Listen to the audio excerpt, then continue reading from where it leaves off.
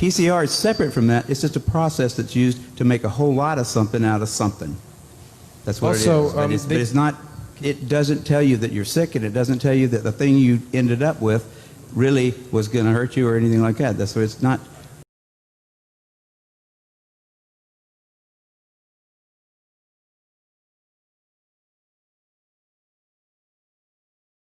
I want to ask this to Kary.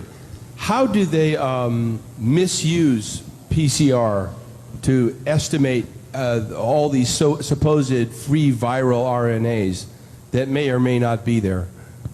I think misuse PCR is not quite.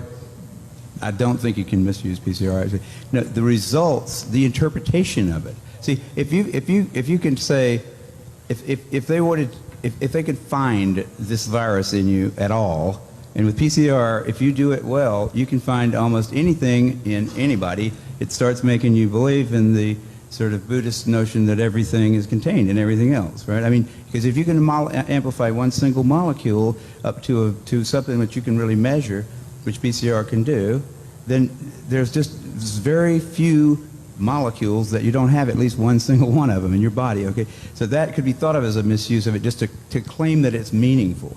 But the real misuse of it is that you don't need to test for HIV. You don't need to test for the other 10,000 retroviruses that are unnamed also in the subject. See, somebody that's got HIV generally is going to have almost anything that you can test for because they have definitely been. HIV is a fairly rare virus.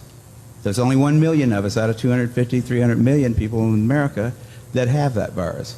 So you have to get around. Either your mother had to have it and pass it to you, or you have to really be paying a lot of attention to people that do have it and paying only attention to them and get a pretty good chance of getting it that way. It's hard to get it, but if you have it, there's a good chance you've also got a lot of other ones because you've been in the market for it's been possible for you to get a lot of. To test for that one and say that has any special meaning is what I think is the problem. Not that PCR has been misused. It's like. It's not an estimation. No, it's a really quantitative thing. It tells you something about nature and about what's there, but it allows you to take a very minuscule amount of anything and make it measurable, and then talk about it in meetings and stuff like it is important. See, that's not a misuse. That's just sort of a misinterpretation. I read a paper by Philpott in which he said even after all these PCR, this quantitative PCR, that if you just get down to a basic virological count, it's still 1 in 1,000 to 1 in 10,000, HIV in 1 to 1 in 1,000, 1 in 500 to 1 in 1,000 T cells. It is. No, there's very little of what they call HIV, and what's been brought out here by Philpott and Isai already. The measurement for it is not exact at all. It's not as good as our measurement for things like apples. An apple is an apple. You know, you can get something that's kind of like, if you got enough things that look kind of like an apple and you stick them all together, you might think it's an apple.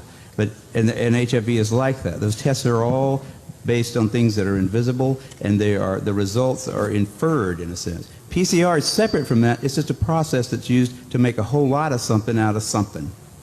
That's what also, it is. But it's not. It doesn't tell you that you're sick, and it doesn't tell you that the thing you ended up with really was going to hurt you or anything like that. That's why it's not.